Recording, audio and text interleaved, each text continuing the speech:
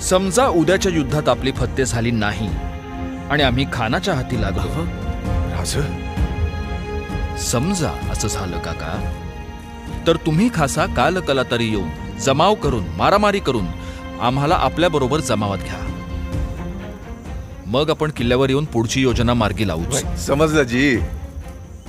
पिलाजीराव गोळे आलं का तुमच्या ध्यानी? वैजी आपल्या खाशा फौजाच तयार ठेवतो. बघू की आपण असताना राजांना कोण हात लावतो ते. चला शेवटच्या प्रहरी सदरेवर भेट.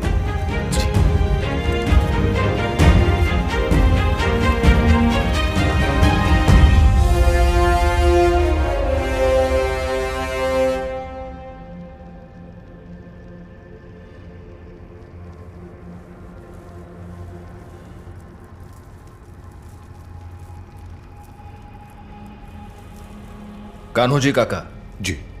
दिपाई आऊसाहेब, नेतोजीराव, तान्हाजीराव, सगळ्यांनीच आता नीट समजून घ्या.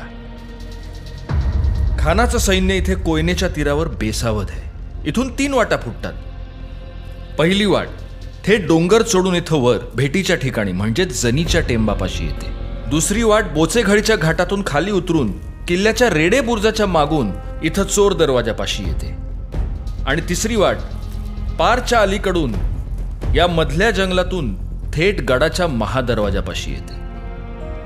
आणि चौथी वाट पारच्या घाटातून बाहेर पडून कुंभरोशीपाशी आंबेनळीच्या घाटाला येऊन मिळते. म्हणजे आपल्याला आंबेनळीच्या घाटापासून ते बोचेघळीच्या घाटापर्यंत सगळ्या वाटा अडवून हल्ला करायचा आहे. आता पुढची योजना नीट ऐकून घ्या. दिपाई आऊसाहेब जी, तुम्ही आपल्या बांदल सेनेसह पार आणि जावळीच्या झाडीमध्ये दडून राहा. तुमच्याबरोबर अण्णाजी दत्तो, सुभानजी इंगळे आणि झुंजारराव मरळ असतील. कान्होजी काका आणि बाजी सर्जेराव पारच्या वाटा अडवतील. माणकोजी 10 तोंडे, जीवाजी देवकाते, सुभानजी कणखरे, पिलाजी बेलदरे त्यांना कुमक करतील. आणि नारायण बापूजींच्या हाताखाली कमलोजी साळुंखे, रामजी पांगेरा आणि कोंडाजी वरखडे यांना राहू द्या.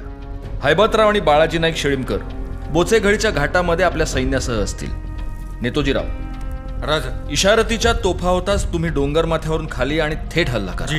शामराज पद्मनाभी, त्र्यंबक भास्कर, रघुनाथ बल्लाळ अत्रे तुम्हाला मदत करतील. शामराज पंत, त्र्यंबक पंत आणि मोरोपंत पिंगळे तुम्ही तानाजीरावांच्या नेतृत्वाखाली बाबाजी भोसले, डोहार, मारणे, पासलकर आणि ढमाले यांच्यासह फिरते राहा. गरज पडली तर काताजी इंगळे, हिरोजी फर्जन, जैताजी करंजवणे यांना मदतीला घ्या आणि ज्याला गरज लागेल त्याला मदत करा. सगळ्यांनी एक गोष्ट ध्यानात